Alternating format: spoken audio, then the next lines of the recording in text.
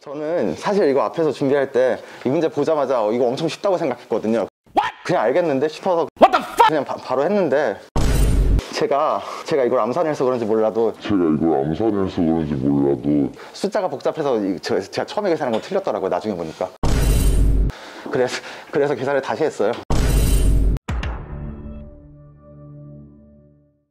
안녕하십니까. GB스터디 길벗 아카데미에서 수학을 가르치고 있는 정만기입니다. 저는 1번 수투 문제 설명해 보겠습니다.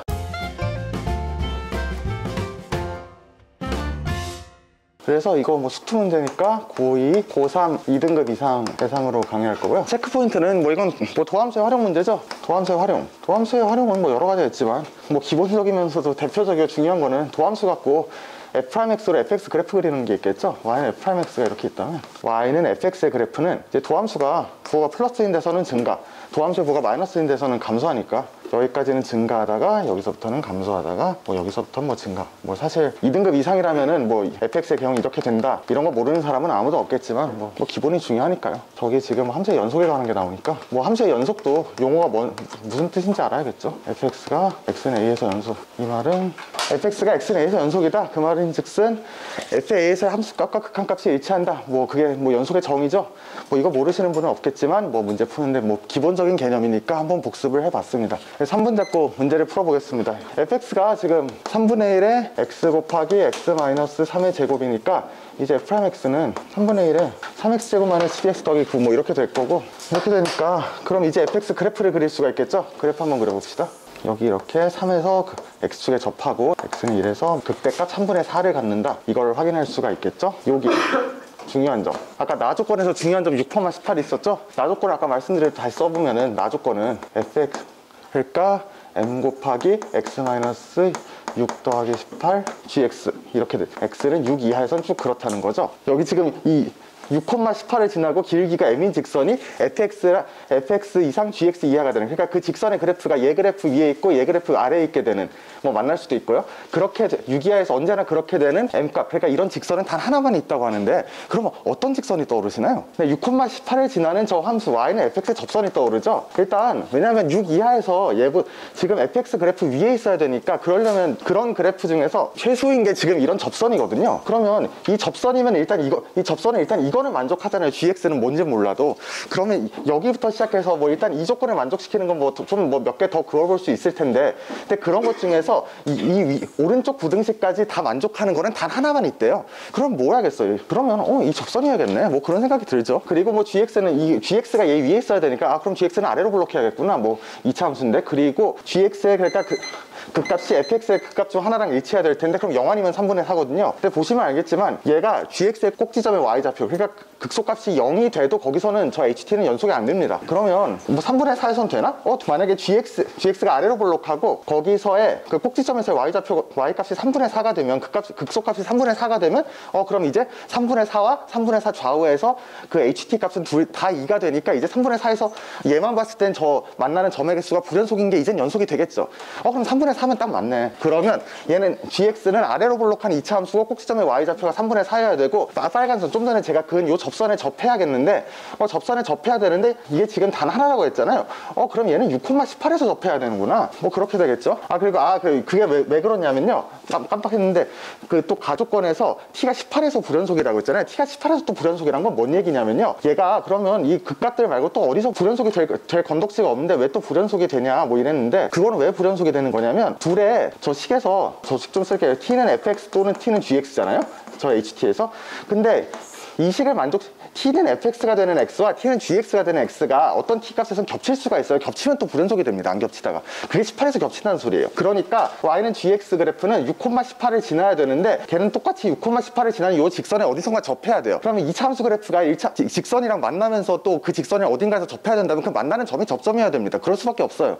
그러니까 6,18에서 접해야 되고, 얘는 꼭점의 y좌표가 3분의 4인 그런 아래로 블록한 뭐 그런 포물선이 되겠죠. 그러니까 저 이차함수 그래프는 뭐 이렇게 되겠습니다. 여기는 b, 3분의 4라고 하죠. 그럼 이제 gx 뭐 거의 다 알았잖아요. 최고차함계수 모르니까 a라고 놓고 꼭지점 x 앞에 b라고 놓으면 x-b의 제곱 더하기 3분의 4 뭐 이렇게 되겠죠. 그럼 이제 ab를 구하면 될 텐데 ab를 어떻게 구할까요? 이거 얘는 뭐 당연히 6,18에서 이 접선에 접한다 뭐 이걸로 구해야 될 텐데 접선의 방정식을 좀 구해보겠습니다. 6,18을 지나는 얘 접선의 방정식을 y를 mx 더하기 n이라고 놓으면요, 저 fx식 3분의 1 x 곱하기 x 빼기 3의 제곱은 mx 더하기 n 둘을 연립해보면 이 3차 방정식의 실근이 이 접점의 x좌표랑 6이 되는 건데, 그 접점의 x좌표는 중근이에요. 지금 이거는 뭐 3차 방정식의 근과 계수의 관계라든가 아니면은 뭐 좌변을 그냥 직접 전개해서 봐서 비교할 수도 있는데, 얘 세 실근의 합은 6이 돼요. 근데 지금 한 근이 6이고 다른 근은 중근이죠.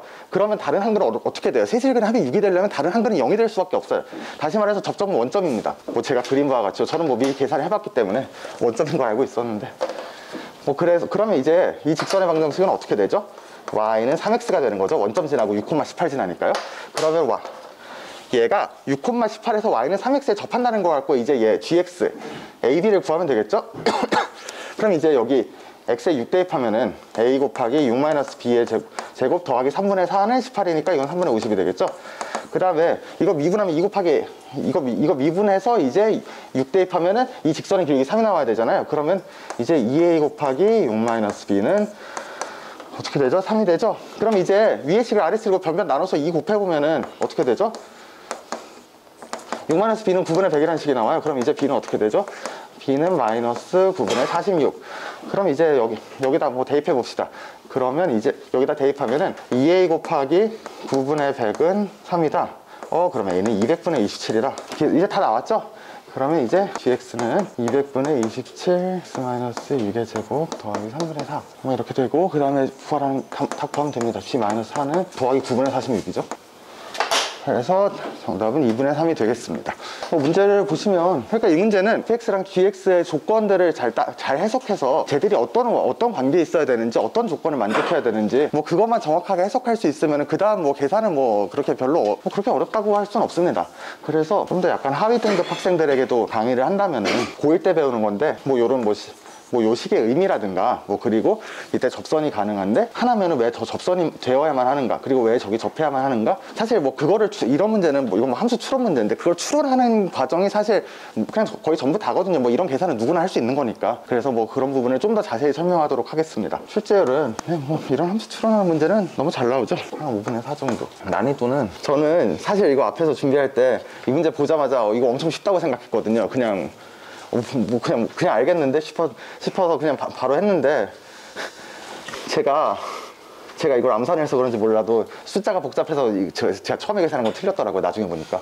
그래서 계산을 다시 했어요. 저 계수 계산할 때. 그래서 사실 별로 어려운 문제라고 처음엔 생각하지 않았는데, 그래도 지금 보니까 중간중간에 해석하기 어려울 여지가 있지 않을까.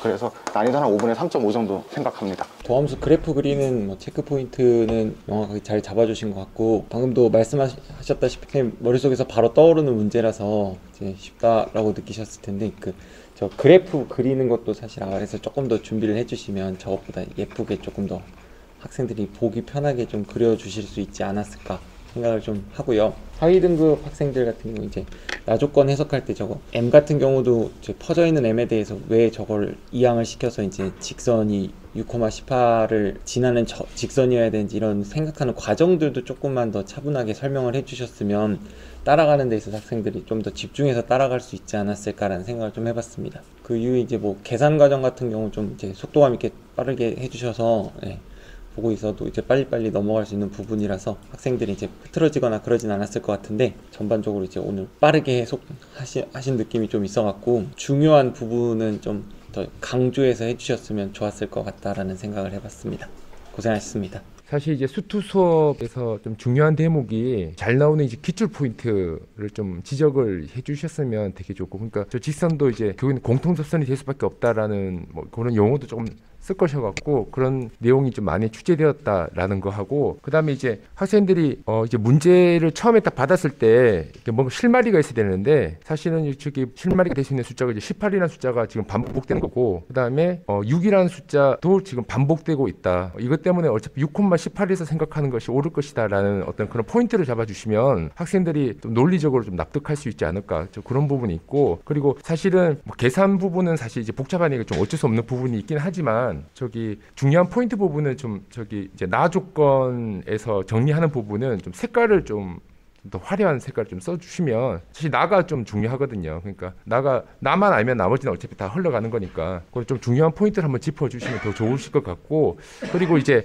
지금 고3 2등급이면 사실 저 정도면 그래 불안하다 이렇게 생각할 수 있는데, 고2 2등급은 아닐 것 같거든요.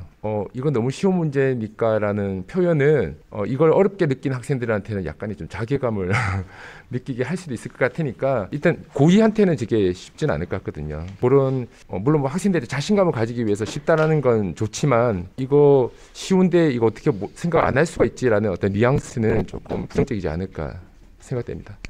정몽희 선생이 지금 김내영 수석하고 또 김경희 선생이 평가하는 그 내용들을 잘 들어보고, 본인 수업을 듣고 있는 학생들이 본인은 저렇게 설명을 하는데도 불구하고 그 말을 못 알아먹고 어렵다 그래요. 어렵다는 말은 금방 변명의 설명을 이야기했듯이 도식을 해가면서 판서로 설명을 해줘야 되는데, 그걸 말로 풀어버리니까 말에서 말은 연결이 안 돼요.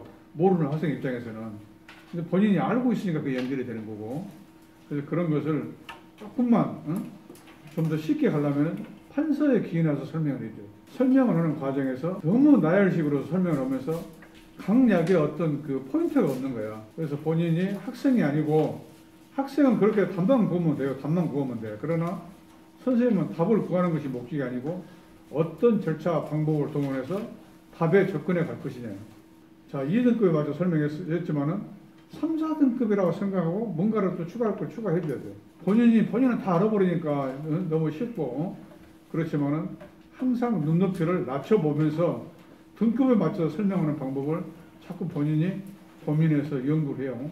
자, 수고했어요.